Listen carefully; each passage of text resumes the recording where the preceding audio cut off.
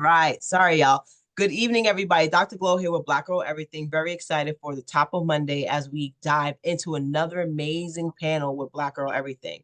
So tonight we're going to be talking about opening a brick and mortar. We're so excited about this topic, especially as BGE is opening their first space on Friday. Actually, so excited about it. We all know it's a lot of hard work when it comes down to opening your own space, a lot of things that go into it. So we have 4 experts in this space who are going to share with us some information around real estate, around having a space, around just being a Black woman and as an entrepreneur and what it takes really to thrive out here, especially in our current economy. So I'm going to go through the space and everybody's going to get opportunity to introduce themselves and then we're going to get into a riveting conversation. So I'm going to start up with Andrea up there at the top. Hello, everyone. Hello. So just tell everybody your name, where you're from, and maybe the company that you're representing.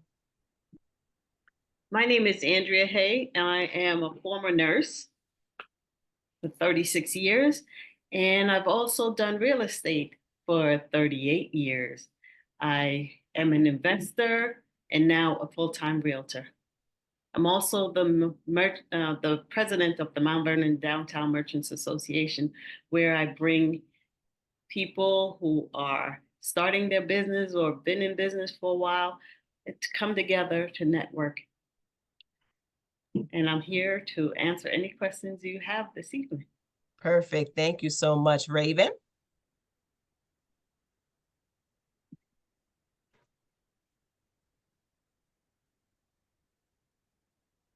Raven? I think you're muted. Oh, great, everyone. Hi, my name is Raven Moore, and I'm from Ravenous Solutions. I am a business strategist.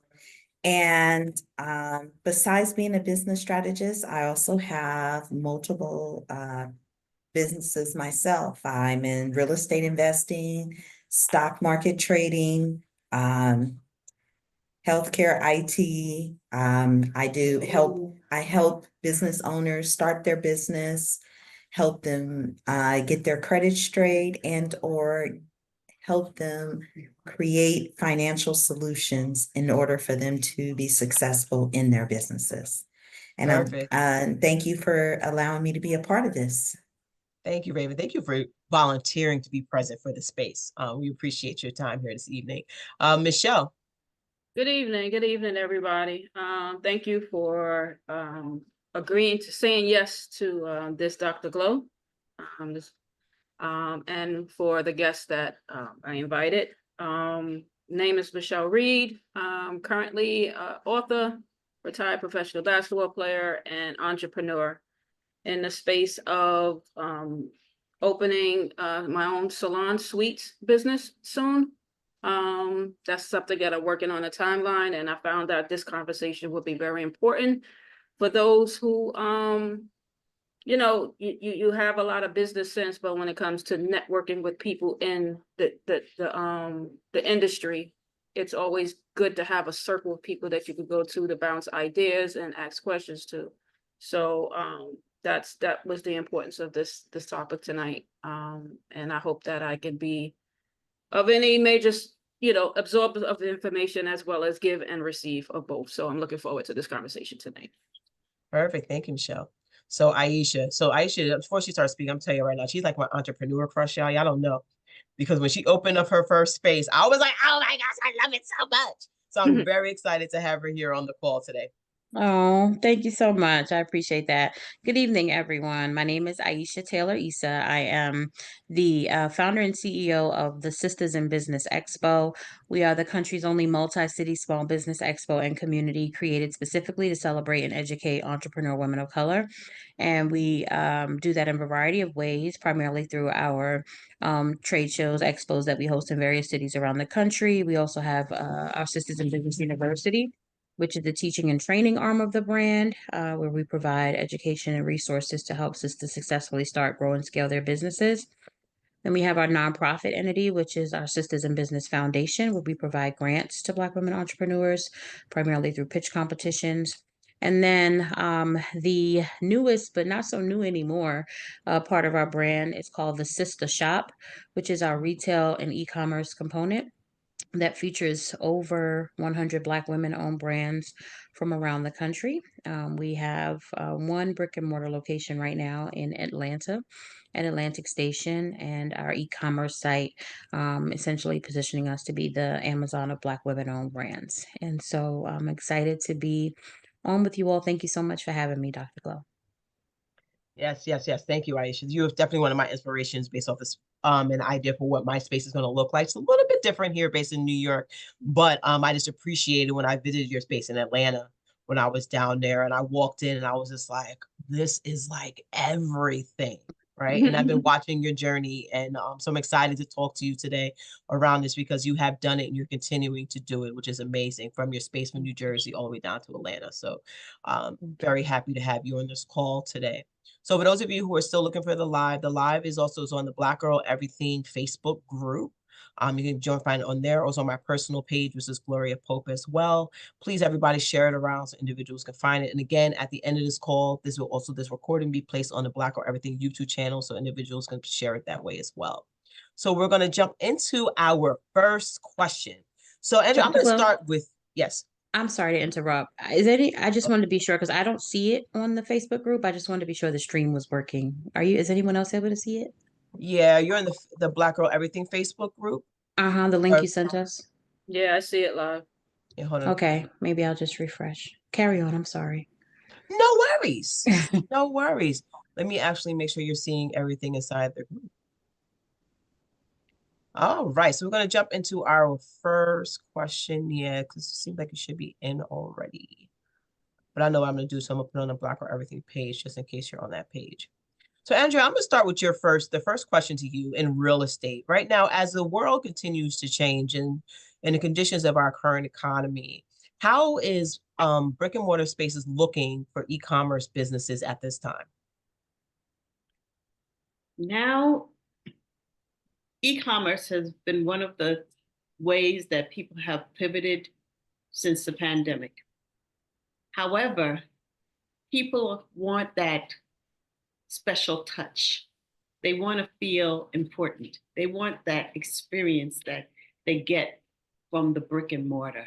Mm-hmm. And when you can provide somebody with that experience, that feel, for example, you, Gloria, when you went into Aisha's store, how did you feel? Well, I was excited to be in there. I like touching things. I'm completely sensory, so it was amazing for me to be in there and to watch all those Black women-owned products just sit on shelves. It was like an award-winning experience for me in that moment. And I find when you have brick and mortar, that's what you're aiming for. So going back to brick and mortar is now what everybody's pivoting to once again. Yeah, I find that really interesting. So Raven, let me ask you a question. As you look at when people talk about the credit aspect of getting into some of these spaces, depending on your location, the cost of it can be exponential, right? When it comes into that. So talk to me a little bit about how people are preparing themselves to jump into those types of spaces. What is your experience with that with business owners? Raven, looks like you're muted. Okay, so that is a very interesting question. In today's sector, anytime you're speaking of having a brick and mortar, a lot of people don't really consider all the pieces and the cost that it takes to first research and plan that brick and mortar, set up all of the legal structure, the location, the leases, the build out, all of the setup and marketing just to get that space ready for you to launch your business. And it's important that people utilize multiple areas of financing so they can be successful. Unfortunately, we don't always think, when we think of financing, a lot of times we only think of, oh, who can I go to get a loan, or I'm going to use my own money. But there are so many different options out there for people who are opening up brick and mortars that I think we need to keep those opportunities and that conversation going about how those individuals can start utilizing grants and or getting angel investors or doing some crowdfunding. There's Mhm. a lot of different avenues to help people so it can somewhat offset some of the costs it takes to be able to maintain a brick and mortar in today's society. Yeah, yeah, I know the piece about it. Every time you think you're done paying for something, it's like, oh, I got to pay for that now. And it's constant, especially when you're dealing with construction, because construction Right. is never definitive. Once you open up a wall or move or scale something, and then a legalization of spaces, what I'm especially finding in my community can be challenging when it comes down to having a CEO and then having a certificate of tenancy and then all the things that are included with doing that for a lot of people is a lot of hidden costs. Unless you have someone with some real experience, you can kind of be like a extra surprise financially, I shall say. I'll keep it like that way with some of the back end costs that will come if you don't have the actual experience or someone really holding your hand throughout the process. So for a lot of new businesses, I find in different communities, unless you know the laws of that community, you really can find yourself in a rip when you think, okay, great, I have the rent, I'm good, I'm gonna move in. Now, what about your insurance? All those other things that come along with it that can be even more challenging. So as I A talk lot of, about, yeah, go ahead. oh, I'm I'm sorry, go sorry. ahead. A lot of people don't know what they don't know as well. Yeah.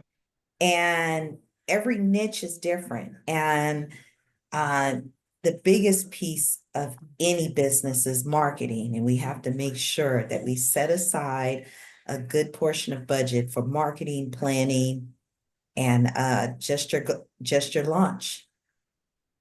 Yeah, yeah, I agree. So Aisha, I'm gonna slide down to you as the business owner of multiple locations. You have in multiple states, I should say.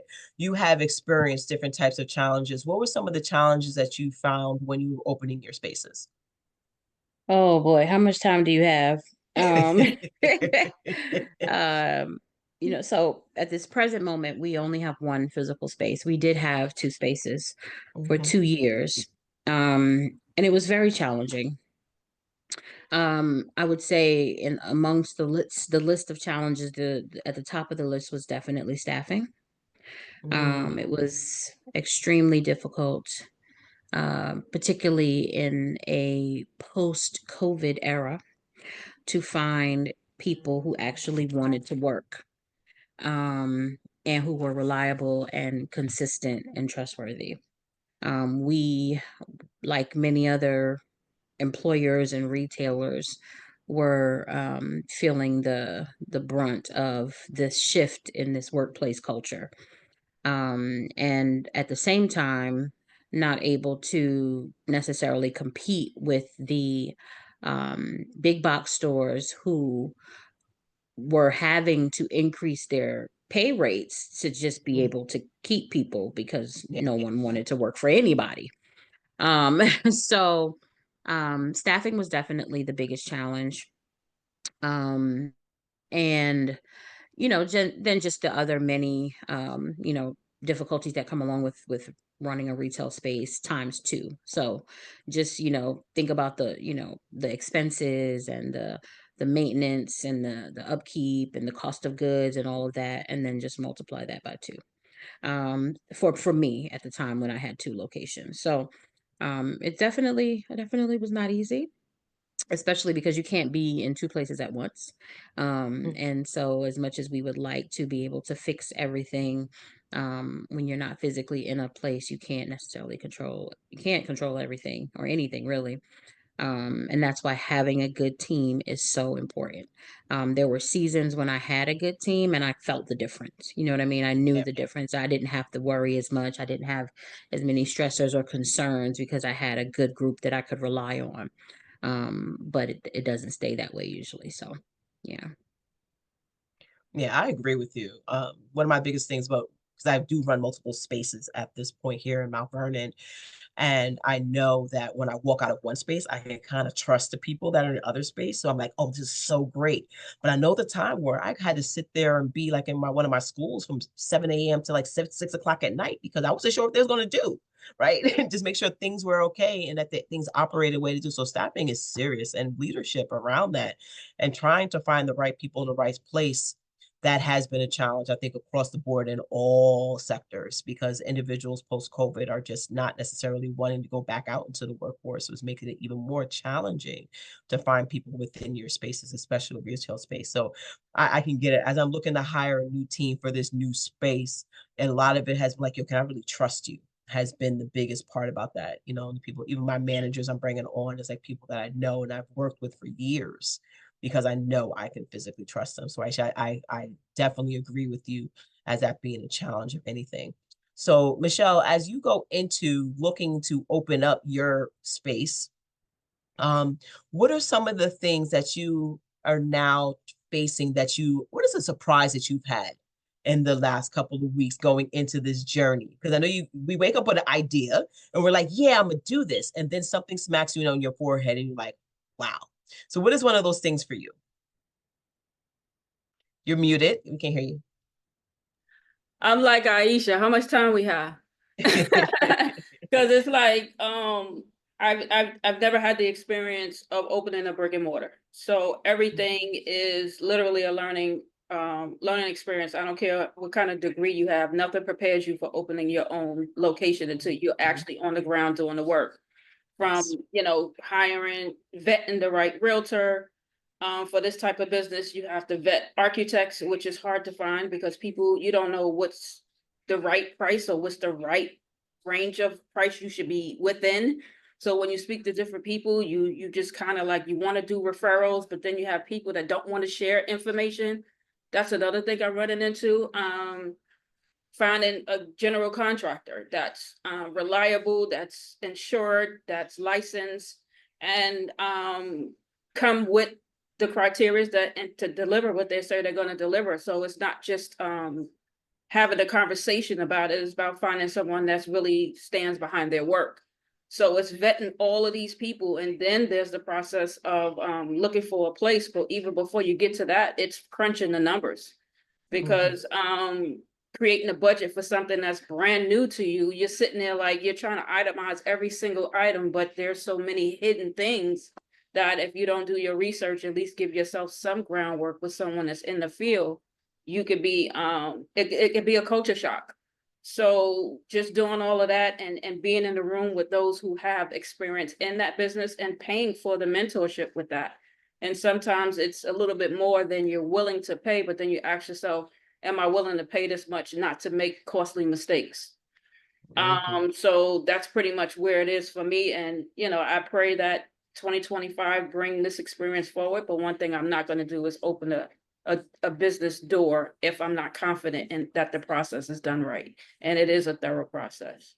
And then it's like, you know, I'm curious myself to go to Aisha's store, because then that's another partnership and collaboration where those Black brands you know, could be a part of what I'm doing as well. So I like to do things with partnership and collaboration in mind, how I can bring the people around me in and we all thrive together and help one person, another person help another person, because mine is a salon studio, but I don't want it to be like everyone else's. I want it to have its unique touch, because everybody can open a suite, but not everybody can do it like I want to do it. And that's the twist and the niche that I aim for. Yeah, thanks for that, Michelle. I think that's great. So one of the things I've heard that really came forward was about what is the physical storefront, and talk about location. So Andrea, I'm gonna go back to you as our realtor on this call. What are some of the key things people should look for when they're looking for a location? One of the things that you want to do even before looking for a location is to interview your customers. Who are your customers? What do they want? Where are you going to find them? Because it doesn't make sense to have a cafe on a corner street that nobody travels on. So you want to know what your customers are really looking for before you go and seek the location, because location is everything. That is one of the things that you need to look at. In addition to that, you want to look at the space to make sure that it can grow with you. You don't want to start with something that is too small, and then as your business expands, then you have to relocate to another area. You don't want to do that. Mhm. And then one of the things that most people don't consider is your business something that your government agency want? For example, I wanted to open an event space in my neighborhood on 4th Avenue in Mount Vernon. And they have ordinances for parking. As a result, I have not been able to open the space that I wanted to open. And I did not know that. I also had to go through and find out all about the Sydney ordinances regarding whatever space that you are opening. And if you can get your government agents to work with you, those in City Hall to work with you, in the building department to work with you, it makes the process a lot easier than if you just decide to open something and then find out that you have to close because it's not allowed in the city. Yeah, yeah. I think that's what that communication, asking questions that Michelle is talking a lot about. That's where it comes from, especially up here in New York, where everything is there's so many rules and regulations about like how to chew gum in New York. Like, it's that complicated up here. So you have to really know the right people to ask the right questions, or you could definitely get stuck. So thank you so much for that answer on being connected with your city officials and your building departments before you start really selecting a specific location to ensure that the type of business you're looking to open there is actually legally you can open it. Because sometimes I know people go into contracts and give you a lease for something all day long. They don't care what you're trying to do. And then you go to try to legalize it, and the city's like, yeah, you can't put that there. And now you're stuck in a contract you can't even get yourself out of. Yeah, so that makes complete sense. So I'm gonna slide over to you, Raven. As you start up and you help businesses get started with their ventures, what are some of the things that you would suggest for a business owner who's looking to open a brick and mortar? Well, first of all, any business owner need to make sure that they have their legal structure set up appropriately. I have found a lot of people that jump into this arena and want to start um creating contracts and permits as themselves instead of under their business umbrella. That when you create your business, whether it's a sole proprietorship, a partnership, an LLC, a corporation, it's also part of separating you yourself from any of the assets and the structure of the business. So it's important to do things under that business and not as the personal self, because you're going to separate the assets, you're going to separate the liability, and also you want to make sure that all your necessary permits, applications, license are properly structured, because in the long term, you end up paying a lot more taxes and fees if it's not properly set up. Yeah, yeah, I agree. I agree. That's why I've always found that somebody needs to have a great financial advisor, real CPA on your side to make sure those things are actually taken care of right. Because you can do things online real quick, but you're not going to understand all the hidden rules that actually exist. So let's just to tap back into community engagement. And I know that Aisha down there, you guys do a great job of community engagement. How has that played a role in your success? Um, well, it's at the core of who we are and what we do. When you create a brand like ours, which was essentially created for other people to Hmm. succeed, there has to be a community element. And so as it relates to the retail space, our space is not just a retail store, but it is a space for the community as well. So we host a lot of events. We invite, community organizations and groups, to have different, things at the store, like meet and greets, or, sip and shops, or just different things, to bring people together, right? In one of the nicknames for our space is a sanctuary of sisterhood. And so when you walk in there, there's just this feeling and this vibe of serenity and peace and sisterhood and love. And so we open that space up to the community. So, it's a win-win for us, because they're having the space to meet and gather, and then we're introducing our store to new customers. So that's one of the ways that we engage the community. Yeah, yeah, I've seen that. That's definitely a great approach to it by getting people into the space and also exposure for the brands that you're carrying because it's an opportunity for new faces to see them consistently as you entertain different types of organizations that come through the space and supporting you. So I believe that community is everything when it comes down to connecting with you should be ingrained in a community where you're actually serving as a business. Because if your business doesn't have a mission to actually serve the community that is around, then what is it really doing, right? Because everything should be based in community. So I think that was a great response to that. Thank you so much. So Michelle, I see you over there. I know you're taking great notes, right? So talk to me a little bit about how you intend on your space to actually engage community. Because I know you do a lot of activist work outside of this already, especially with young children. So talk to me. Yeah. Yeah, so with anything in mind that I do, and I don't have my brick and mortar space yet, that is still to be steps to be had. But anything that I do, the first thing I ask myself is how can I serve my community, both near and far? Because my blood pumps through sports. There's always that sports piece, and then there's always that uplifting piece where I'm like to bring my network together to educate not just the people that will work in the studios, but that's surrounding the studios that we can connect with and stay upfront and close with. You know what I mean? And like you said, it's just the simple things that just inviting people that own the stores on the block to just hey, come do a walkthrough to see what we're about. Meet the people that's here. So when you see us on the street, don't feel like a hello needs to be foreign. Let's start the hello before you enter the space. So when you come in the space, you feel welcome.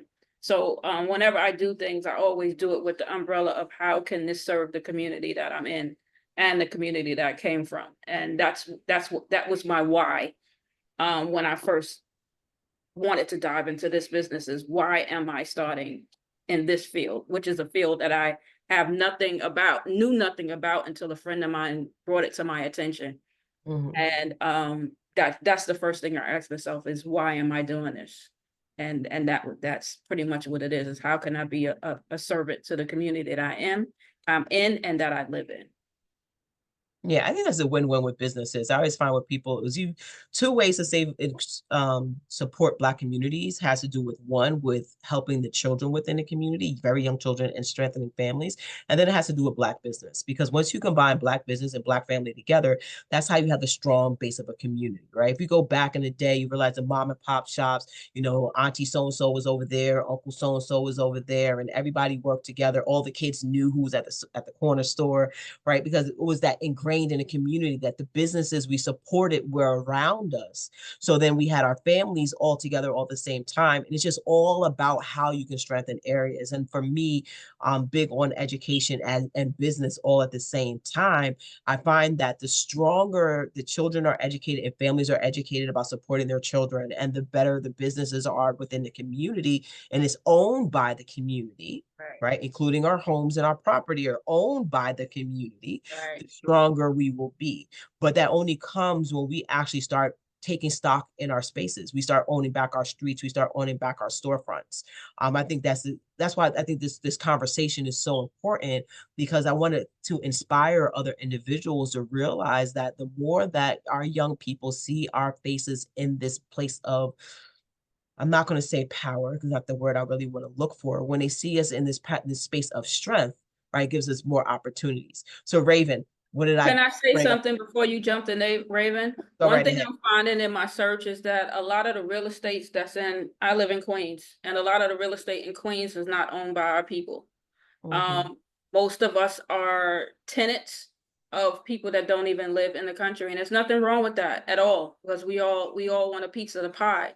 But when it comes to affordability, you know what I mean? It's difficult to tap into and continue to and want to invest in your community, because spaces that's normally $3,000-4,000, you have someone that lives out of the country that's jacking it up to 10 to 12,000. That's making people like myself, making it difficult for us to want to invest in and pour back in our community. So that's a whole nother piece to speak about, and how could we bring our monies together and start owning these properties and having a hand and having a say into these new spaces that's going up. Like, how can I own that, and who can help me streamline that possibility, because everything is just being bought up and we're being upcharged and we're getting priced out of our communities. And that needs to change. I want to be a part of that change, and I want to be in the networks that will help me do that. Because right now, I would love to buy a space and it be mine, but it's going to be real. I just don't have the money to do it unless I'm building something from the ground, and then that's a matter of finding land. And the land that's owned is owned by someone that, you know what I mean? That's not us, you know. So Well, to kind of piggyback on what you're saying, and what kind of we've been speaking of, it is important that we get the community and the fellow business owners involved, because one, your community is what's going to drive your foot traffic. It's what's going to create the visibility for your brand. It's what's going to, these people, your community is going to be the ones that are going to be looking out for your business when maybe you're not there. And by being active in the community, you actually build network, whether it's within our network or you have to create your own network with others. And by building that network, then what you're doing is you're making a presence. And by making that presence, is showing that you do want to be a staple in the community. And that is what's going to allow you to open up the doors to start getting maybe those 503A SBA loans where you can buy the property and it's not just held by people that are out of the country. Right. And it's having people like Raven who can, you know, she's someone that I call on often, and it just bounce stuff off. And I need to call more of, but I try not, I have that mentality where I try not to overdo it, because everybody, it's a business, you know what I mean? And it's but so much you can ask a person within a certain realm where you don't feel like you burdening them. But when you're trying to get to a certain goal, it's like how to open those doors without feeling like you know, overextending your questions when you're not in a financial place to say, well, I could pay you for this and I could pay you for that. But if I'm paying everybody before I get the business open, then that delays me getting the business open because I got to pay everybody for the information. So, you know what I mean? So it's just like those kind of hurdles. Not saying Raven is that person, not saying that. I just use her as an example because she's someone that I speak to often when it comes to different matters. But it's like, you know, that's why I thought these conversations was very important. Yeah, it is. And it's all about just making the opportunities available for people to find the information that they need to find, right? So conversations like this need to happen all the time. And we need to make sure that we're showing up in spaces where you can have these type of conversations with people who want to entertain the conversation with you, right? So like coming out to like Black Girl Everything events, or like coming to the Black Girl Everything retreat, or going to Aisha's event. She has a great event that's coming up on Saturday. Like going to things of that nature and engulfing yourself in environments with individuals who want to have these type of conversations. I know I can stop Andrea walking right by the Daisy Dream Project, like, hey, let's shoot it about this, and we can just talk about anything. I'm also part of the network that she's part of. I'm actually part of about 5 or 6 different network meetings that I go to, because I know that I get a lot of different information from all of those meetings and put it all together to make it work. So it's very, very interesting. Okay. So one of the next questions I kind of want to go into is about customers, right? And customers need to understand your brand. So Aisha, I'm going to talk to you about branding, because I know you're really good about that. So talk to us a little bit about what are some of the important things that people can look for when they're looking about branding. For us, it's a matter of consistency. So I am like cutthroat when it comes to our brand.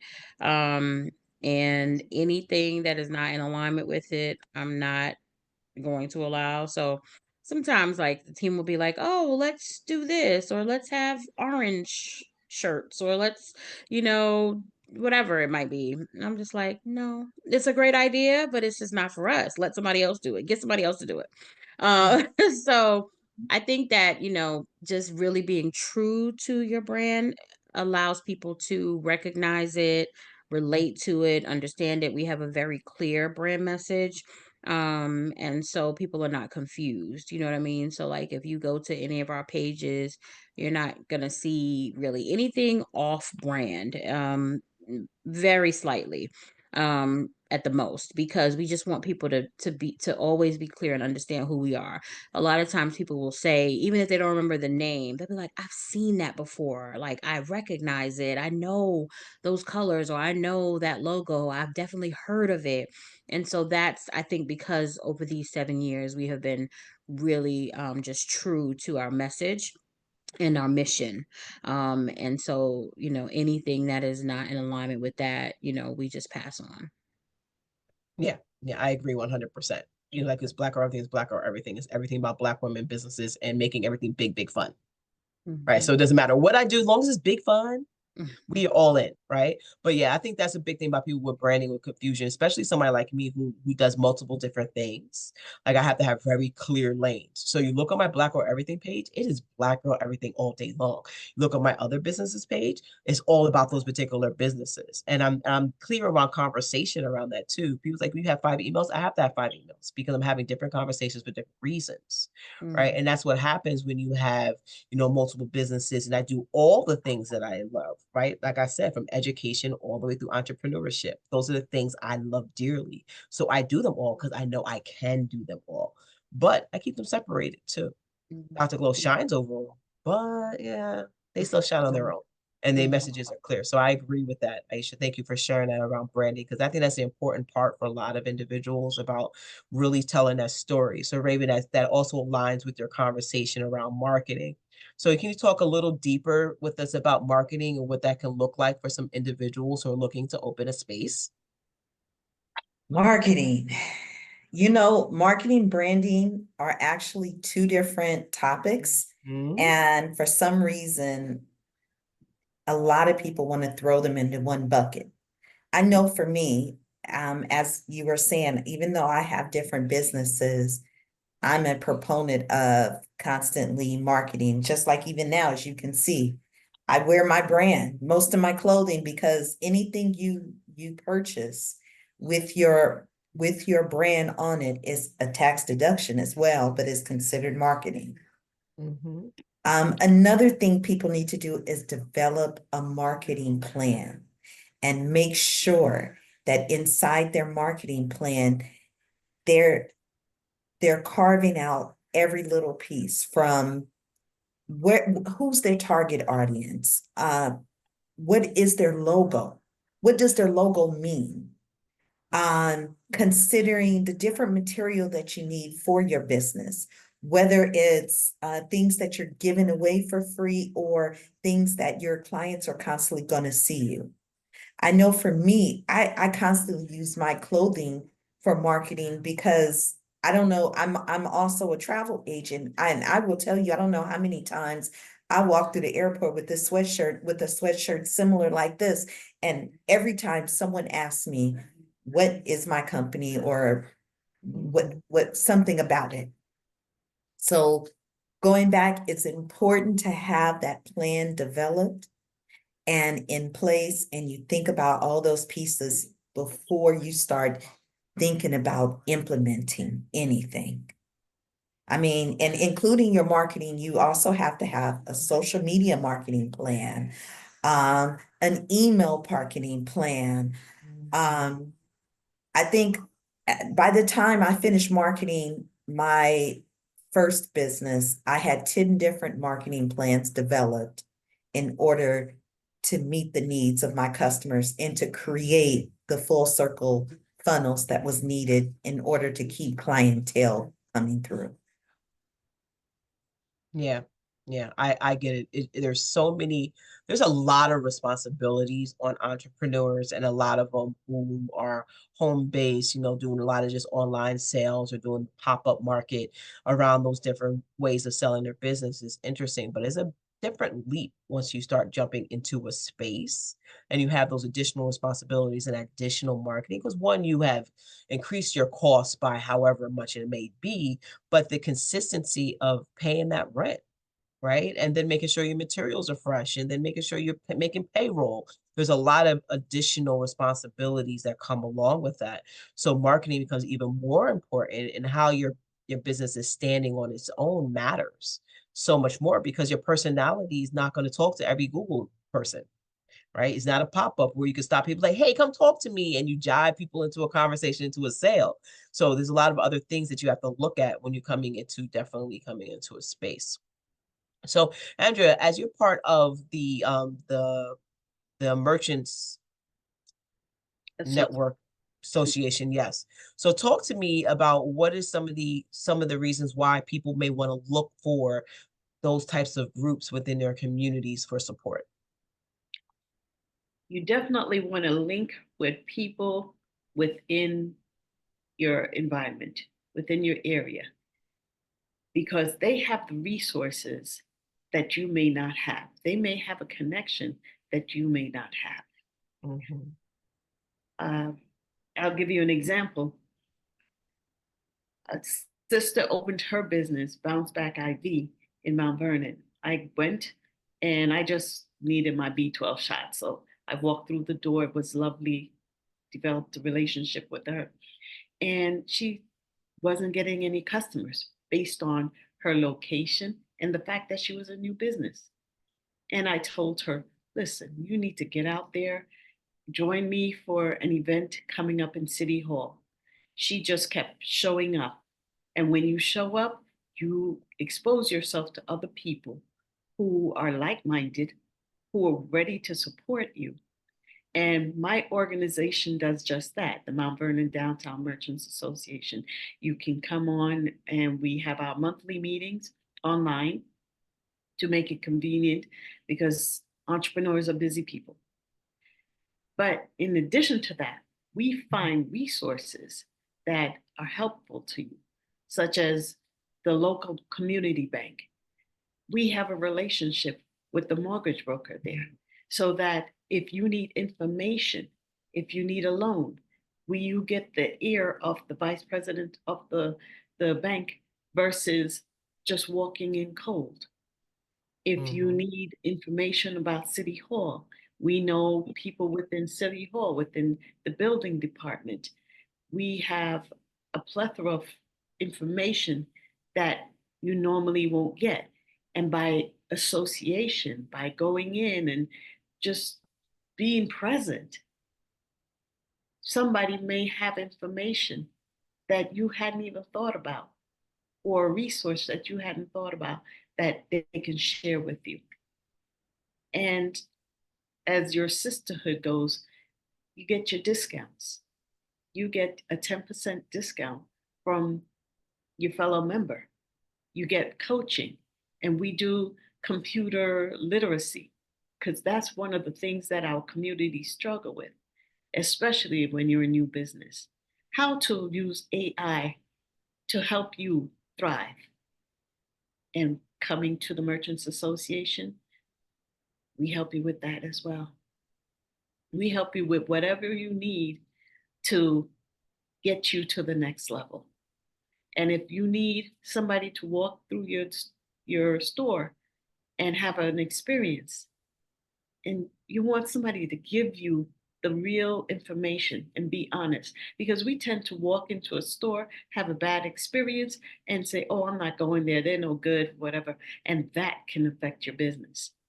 I will walk in, I will give you feedback on what you can improve on, what you're doing well.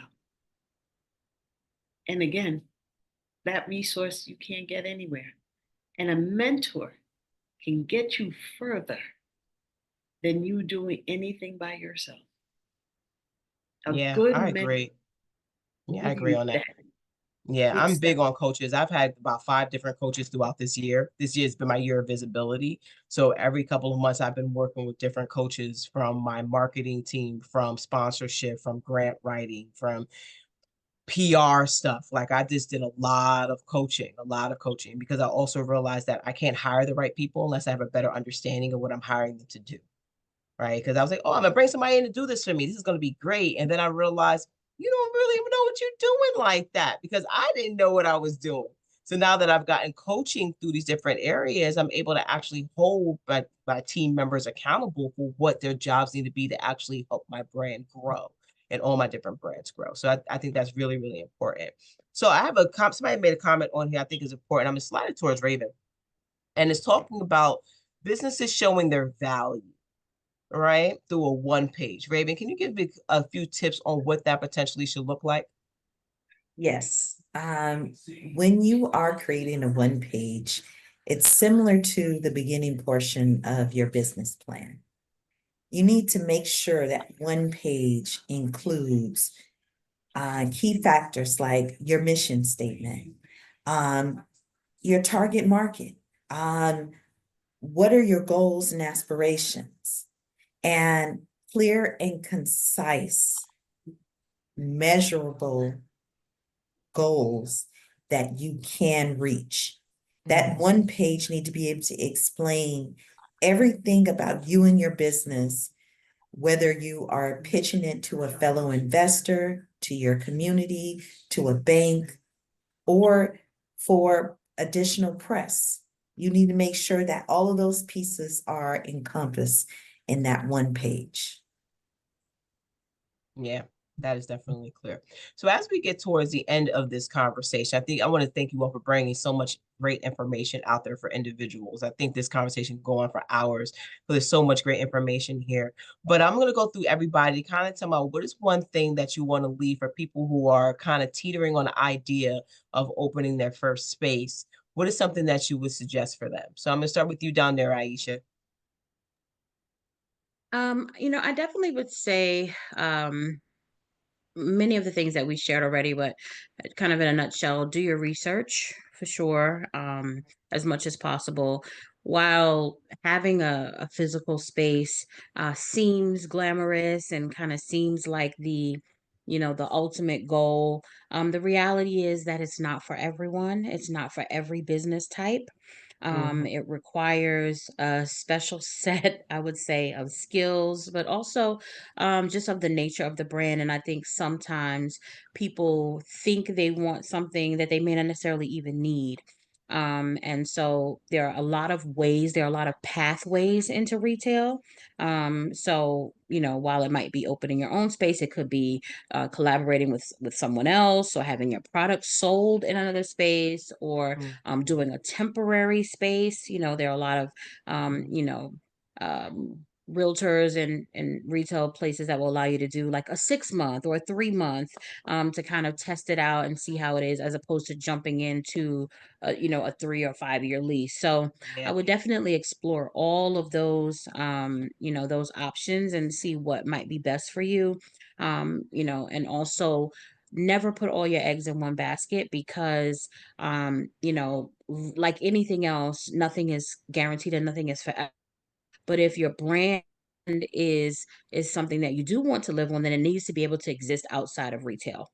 So, that's why I always tell people, while they have come to know us through the sister shop because they just walked down the street and saw us, I'm always clear, and this is not all that we are. It's a great part of what we are, and it's a great piece of what we do, but it's not all we do. And God forbid, if we had to close our doors tomorrow, there would still be the Sisters in Business Expo brand, and it would still be the sister shop brand. It just might not be in this physical building, or in any physical building. So you want to think about that too. Like, does your business have a voice and a presence outside of the physical space, right? Because the reality is, disasters happen, natural disasters happen, emergencies happen. God forbid there was a flood or a fire, or anything. God forbid, do you still have a business? And so I think that those are just some things that people should think about. Ultimately, be very prayerful, and seek God about, is this what he has for you? Because if it is, then there's no devil in hell that will be able to stop it. And things will come in the way and in the time that they should. Yeah, yeah. Thank you for that. Thank you for that. I agree with you 1000%. 1000%. Andrew, any last thoughts? I have several. One of the things that I want to impress upon everyone is that our ancestors made it despite all of that they had to deal with. And they were resourceful. They relied on each other. They used creative financing. And those are some of the things that I used when I started out. I started doing nursing for 36 years. I did it to get seed money to do real estate. And when I started investing, the interest rate at that time was 15%, and the salaries were low. But I learned how to make things happen. And I used a lot of creative financing. I learned how to use the credit card well. I learned how to rely on other people's money. You got to be honorable so that people will be able to trust you and know that you're a person of your word. So if you say that I'm going to borrow your $10,000 and I'll give it back to you with 5%, that's more than what you're getting in the bank. They will know, okay, she was good, she borrowed, she paid back. So you'll be more inclined to lend again. That is very important.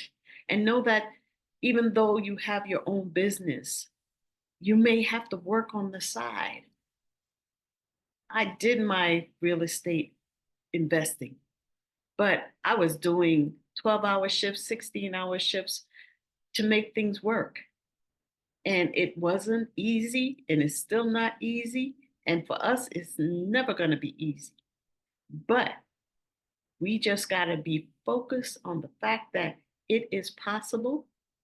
And with the sisterhood and brotherhood, we can make things happen. Thank you so much. Raven, I'm gonna slide over to you.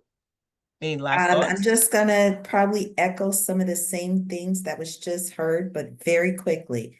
One, I'm gonna tell everyone, always use OPM, other people's money. You need to create a solid business plan. You need to build relationships with potential investors or lenders or those small market banks, the local ones. The local banks are given a certain amount of money by the Small Business Administration to be able to provide to local businesses. Utilize them. Don't just use the big five. Create a compelling pitch for anything that you need, because you never know who's out there that can assist you. We do have a network. Don't be scared to use your network, because 9 times out of 10, what you need is already around you or in the room. Last but least, and it's don't be scared to constantly create systems and reevaluate. I don't know how many times when doing my businesses, I had to reevaluate, reanalyze, and pivot.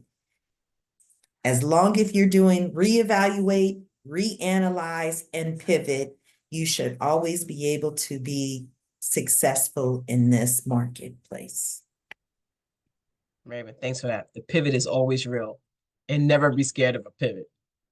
I'll stop something in a minute, like, nope, not doing that no more. I'm going this way, because sometimes you just have to. Michelle? The biggest thing is I echo everything everyone already said. But the biggest part for me is just staying patient with the process. You know, you can't rush into things. If it's not meant for you, then like you just said, pivot, but know that you know, just keep going. Tap into the resources, allow yourself to open up to the resources. And that's something that I'm doing. Because I'm the type of person where, you know, I just think I'd rather do it myself. But I'm learning to outsource what I don't know and capitalize on what I do. And just know that it's not an easy process. Entrepreneurship is not something that everyone understands. So you have to be around people that have the same mindset.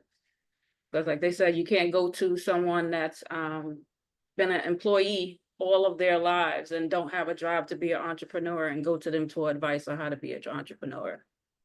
It just doesn't work, you know? So it's just like staying in mindset is everything. And that's the biggest part, is being in the right mindset and the right company and knowing who to go to for answers. Yeah, I agree. I agree. So again, I want to thank you all for joining me this evening for this Monday night conversation. There's a lot of engagement in the chat, a lot of comments on there. So a lot of people thought this conversation was riveting. I know I did. As I sat here and realized that you guys are echoing a lot of the things and how I feel about how I'm operating my businesses and things I should do. I took some mental notes and some stuff that you all mentioned along the way. So as I'm working with potential businesses moving forward, some of these seeds that you planted with me today, I'll actually be reusing in future conversations. So we're just going to go through real quickly. I want you all to say say who you are, say the names of your business, and how people can reach you. Okay, so Andrew, you can start with you real quick. I'm Andrea Hay. I am a realtor at Creative Wave Realty Group in Mount Vernon, New York.